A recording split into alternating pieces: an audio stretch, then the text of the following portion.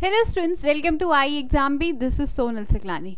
सो quick agri concept की series जो हम चला रहे हैं उसी सीरीज़ को कंटिन्यू करते हुए आज हम पढ़ने वाले हैं अबाउट दी इरिगेशन। क्या इरिगेशन होता है, क्या इसका इम्पोर्टेंस होता है और क्या क्या टर्मिनोलॉजीज इससे रिलेटेड हैं, वो सारा हम पढ़ने वाले हैं। ठीक है, तो सबसे पहले स्टार्ट करते हैं इरिगेशन टर्म से। अब इरिगेशन क्या होता है ये आपने बहुत पहले से ही आप पढ़ते हुए आ रहे होंगे कि आर्टिफिशियल एप्लीकेशन ऑफ वाटर। ठीक है, आर्टिफिशियल एप्लीकेशन ऑफ वाटर तो ये है, लेकिन क्यों हम आर्टिफिशियल एप्लीकेशन ऑफ वाटर करते हैं? क्योंकि हमें क्या ग्रो करनी है, कोई एक क्रॉप। अब क्रॉप, हर एक क्रॉप का क्या होता है, सर्टेन क्रॉप वाटर रिक्वायरमेंट होती है। जिस देखिए उसको जो क्रॉप है उसको अलग अलग इनपुट्स चाहिए होते हैं ना, न्यूट्रिएंट्स चाहिए होता है, तो वाटर भी उसमें से एक है। ठीक है, अब जो ये क्रॉप की वाटर की रिक्वायरमेंट है ये कैसे फुलफिल होगी?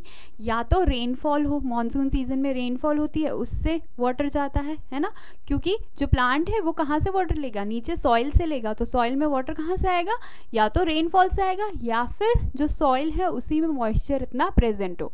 वो कहाँ से हो सकता है, अगर वाटर टेबल हमारी शैलो होगी या फिर जो सॉइल है वो कहीं से मॉइस्चर अगर कलेक्ट कर रहा है तो वो सप्लीमेंट कर सकता है। ठीक है, अब जो क्रॉप वाटर की रिक्वायरमेंट है, अगर ये दोनों ही चीज़ों से फुलफिल नहीं हो रही है तो हमें आर्टिफिशियली वाटर अप्लाई करना पड़ता है और इसी को हम इरिगेशन कहते हैं। ठीक है, डेफिनेशन में भी आप देख सकते हो, artificial application of water to soil for the purpose of crop growth. So crop का प्रोडक्शन करना right from its germination till, जब तक ये पूरा मैच्योर नहीं हो जाता तब तक हमें इसको वाटर देना पड़ता है। ठीक है, in supplement to the rainfall and ground water, जो भी कंटेंट है रेनफॉल से आएगा या फिर ग्राउंड वाटर से आएगा, और उन दोनों में से ही अगर फिल नहीं हो पा रहा है तो हम कहाँ से देंगे, आर्टिफिशियली अप्लाई करेंगे। अब ये जो इरिगेशन है इससे रिलेटेड अलग अलग टर्मिनोलॉजीज़ आती हैं। क्या क्या ये टर्मिनोलॉजीज़ हैं?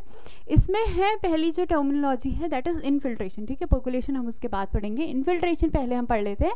इनफिल्ट्रेशन क्या होता है, कोई भी हमारा सरफेस है, कोई ग्राउंड है, तो कभी रेनफॉल क्या है ऊपर से पड़ती है ना, तो जो फर्स्ट टाइम ये जो रेनफॉल है ये जस्ट एंटर जब करती है ग्राउंड पे, या फिर अगर आप इरिगेशन दे रहे हो, ठीक है, तो ये जस्ट जब एंट्री करेगी वाटर ये सॉइल में, तो उसको हम क्या कहेंगे, उसी को कहा जाता है इनफिल्ट्रेशन। और ये क्या है, वर्टिकली नीचे जब जाएगा पानी। ठीक है, अब इसके बाद पर्कुलेशन क्या होता है? पर्कुलेशन क्या होता है, जब इसने एंट्री कर ली वाटर ने, लेकिन इसके बाद क्या है, जो डिफरेंट सॉइल की प्रोफाइल्स हैं उनके थ्रू वाटर जाएगा जब नीचे वर्टिकली डाउन, तो उसको हम पर्कोलेशन कहते हैं। ठीक है, नेक्स्ट टर्म आता है हमारा सीपेज। सीपेज क्या होता है, आपने कभी देखा होगा, कैनाल्स होते हैं बड़े बड़े, तो कैनाल्स के सराउंडिंग में जो भी फील्ड्स होते हैं वहाँ पर भी पानी भर जाता है।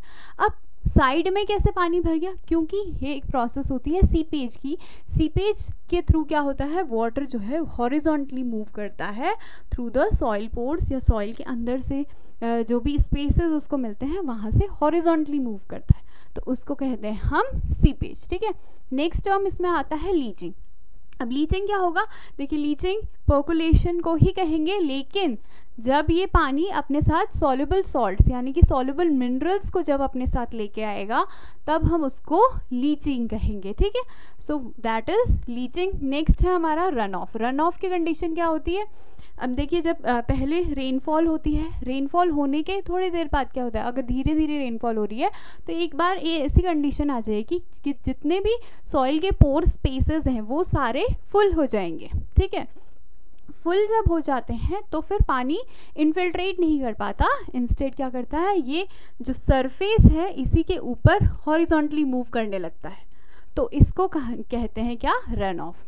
दूसरी कंडीशन क्या होती है रन ऑफ की, जब बहुत हैवी रेनफॉल हो रही है, हैवी रेनफॉल, बहुत सारा पानी जब एक साथ आ रहा है तो उस टाइम इनफिल्ट्रेशन नहीं हो पाता वाटर का, और इसीलिए क्या है, सारा हॉरिजॉन्टली आगे को मूव कर जाता है, that is also run of. तीसरी कंडीशन क्या होती है, जब स्लोपी एरिया होता है, तो स्लोपी एरिया में भी इनफिल्ट्रेशन कम हो पाता है, इंस्टेड ये जो पानी है due to the gravitational force ये सीधे नीचे को चला जाता है, that is also a run off. ठीक है, नेक्स्ट हमारे पास टर्म है that is the base period. Base period क्या होता है? देखिए बेस पीरियड होता है जब आप कोई भी अगर आप क्रॉप ग्रो कर रहे हैं, कल्टीवेशन कर रहे हैं, तो जब उस क्रॉप के लिए आप फर्स्ट इरिगेशन देंगे। अब first irrigation pre sowing irrigation भी हो सकता है या पोस्ट सोइंग इरिगेशन भी हो सकता है, डिपेंडिंग ऑन कितना मॉइस्चर अवेलेबल है आपके फील्ड में, ठीक है। सो राइट फ्रॉम दैट टाइम जब आपने फर्स्ट इरिगेशन दिया टू द टाइम जब आपने लास्ट इरिगेशन दिया किसी क्रॉप के लिए। अब ये क्रॉप क्या लास्ट इरिगेशन जो होगा वो इसकी हार्वेस्टिंग से पहले होगा, ठीक है। हार्वेस्टिंग से बहुत पहले भी हो सकता है, थोड़े पहले भी हो सकता है। तो जो जनरली जो बेस पीरियड है वो क्रॉप ड्यूरेशन से कम भी हो सकता है, ठीक है। सो बेस पीरियड क्या है हमारा? फर्स्ट इरिगेशन से लास्ट इरिगेशन तक का ड्यूरेशन किसी भी क्रॉप में। नेक्स्ट हमारे पास टर्म आता है that is the duty of water. Duty of water मतलब कि ड्यूटी हम कैसे कहते हैं कि किसी का क्या काम है, तो वैसे उसी तरह जो इरिगेशन वाटर है उसका भी काम होता है। उसका काम क्या होता है? ज़्यादा से ज़्यादा एरिया में फैलना, ज़्यादा से ज़्यादा एरिया में इरिगेशन प्रोवाइड करना, है ना, क्रॉप्स को। तो वही है ड्यूटी ऑफ वाटर कि पर यूनिट ऑफ वाटर जो हम दे रहे हैं, जो सोर्स से हम पर यूनिट ऑफ वाटर दे रहे हैं, वो कितने एरिया में जाके इरिगेट कर रहा है। सो इसका जो फॉर्मूला है that is the area to be irrigated upon the quantity of water applied. Per unit quantity of water applied से कितना एरिया इरिगेट हो रहा है। नेक्स्ट टर्म जो इम्पॉर्टेंट है that is the delta. Delta क्या होता है कि कितने डेप्थ तक वाटर रिक्वायरमेंट है किसी भी क्रॉप को। अगर हम एक यूनिट एरिया लें और यूनिट एरिया में मेजर करें कि कितना डेप्थ तक हमें वाटर देना है सो दैट जो हमारी क्रॉप है उसका वाटर रिक्वायरमेंट फुलफिल हो, दैट इज़ द डेल्टा। इसका फॉर्मूला अगर हम देख लें तो that is the volume of irrigation water that has to be given upon the area irrigated, ठीक है। नेक्स्ट चलते हैं हम क्रॉप वाटर रिक्वायरमेंट्स। तो क्रॉप वाटर रिक्वायरमेंट क्या होते हैं? टोटल जो वाटर रिक्वायर होता है किसी भी क्रॉप को ग्रो करने के लिए, ठीक है। अब ये इसमें क्या है? हमारा इरिगेशन वाटर भी इंक्लूडेड है और इसमें हमारा रेनफॉल का वाटर भी इंक्लूडेड है और इसमें हमारा जो नीचे अगर शैलो वाटर टेबल है तो वहाँ से अगर कोई मॉइस्चर आ रहा है वो भी वाटर पूरा इंक्लूडेड है। टोटल जो पूरा वाटर जो कंज्यूम करता है एक क्रॉप ड्यूरिंग इट्स पूरा ड्यूरेशन, क्रॉप का ड्यूरेशन, ठीक है। So that is the crop water requirement, ठीक है। अब वाटर रिक्वायरमेंट में क्या क्या इंक्लूडेड है हमारा? ये तो था कि कितना कहाँ से उसके सोर्सेज के बेसिस पे कितना वो कितना कंज्यूम कर रहा है, ठीक है। अगर हम वैसे देख लें तो water requirement is evapotranspirational losses plus application losses plus water for special need. मतलब कि अगर हम इरिगेशन दे रहे हैं तो इरिगेशन में आपको कितना वाटर देना पड़ेगा, दैट इज़ उसकी पूरी एवेपोट्रांसपिरेशनल लॉसेस को इंक्लूड करके, ठीक है। उसका जो प्लांट का मेटाबॉलिज्म है उसके लिए भी जो वाटर चाहिए वो पूरा इंक्लूड करके प्लस एप्लीकेशन लॉसेस। अब जब किसी भी सोर्स से हम वाटर देते हैं तो बीच में क्या है? बहुत सारे लॉसेस होते हैं, बीच में लीकेज भी हो सकता है, कन्वेंस लॉसेस हो सकते हैं। तो वो सारे लॉसेस को भी ऐड करके plus water for special needs. Special needs यानी कि जैसे राइस में हमें पडलिंग के लिए चाहिए होता है ना, तो that is also like included in this. तो वो टोटल क्या है? क्रॉप का वाटर रिक्वायरमेंट है, ठीक है। अब आते हैं हम इरिगेशन रिक्वायरमेंट पे। तो देखिए टोटल जो वाटर रिक्वायरमेंट है किसी क्रॉप का वो अलग अलग हमारे सोर्सेज से फुलफिल होता है ना, तो वही हम करते हैं यहाँ पर कि इरिगेशन रिक्वायरमेंट कितना हमें इरिगेशन देना है। जो टोटल वाटर रिक्वायरमेंट है मतलब एक क्रॉप को कितना टोटल वाटर चाहिए उसके जो डिफरेंट प्रोसेसेस हैं वो करने के लिए, उसको अच्छा यील्ड प्रोड्यूस करने के लिए, वो सारा water requirement minus effective rainfall. यानी कि अगर हम कुछ पानी इरिगेशन वाटर दे रहे हैं और हमने एक्स्ट्रा दे दिया, रेनफॉल भी हो रही है साथ में वाटर सॉइल में भी वाटर है, लेकिन हम उसको कंसिडर नहीं कर रहे हैं, हम एक्स्ट्रा वाटर दे तो वो वाटर क्या है? सारा वेस्ट हो जाएगा। तो उतना हमें इरिगेशन नहीं देना, हमें इरिगेशन कितना देना है?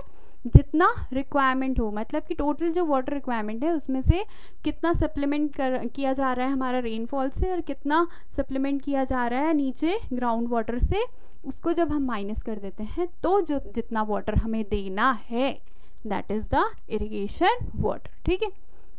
नेक्स्ट आते हैं हम वाटर रिक्वायरमेंट ऑफ क्रॉप्स। तो अलग अलग जो हमारी क्रॉप्स हैं उनमें जो टोटल वाटर रिक्वायरमेंट होता है वो अलग अलग होता है डिपेंडिंग कि कुछ होती है हमारी, जैसे राइस है, राइस को बहुत ज़्यादा पानी, स्टैंडिंग वाटर की ज़रूरत होती है ना इसमें, तो 1200 mm तक का इसमें वाटर चाहिए होता है। वेयर एज जो वीट है, वीट थोड़ा कम वाटर वाले एरियाज़ में या जहाँ पर कम रेनफॉल होती है वहाँ पर भी सर्वाइव कर सकता है, ठीक है। तो 450 to 650 mm इसकी रिक्वायरमेंट होती है। नेक्स्ट हमारा शुगर केन इंपॉर्टेंट है। शुगर केन में क्यों वाटर रिक्वायरमेंट ज़्यादा है? क्योंकि इसका ड्यूरेशन भी बहुत ज़्यादा होता है, 1 साल 1.5 साल तक का इसका ड्यूरेशन होता है।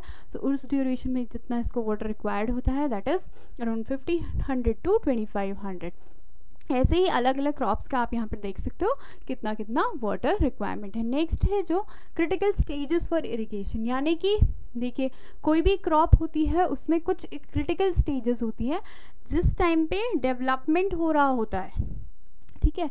अब ड्यूरिंग दिस डेवलपमेंट टाइम या तो उसका रूट का डेवलपमेंट हो रहा होगा या फिर उसका फ्रूट का डेवलपमेंट हो रहा होगा या फ्लावरिंग वाला डेवलपमेंट हो रहा होगा। ड्यूरिंग दिस टाइम उसको बहुत ज़्यादा वाटर की रिक्वायरमेंट होती है।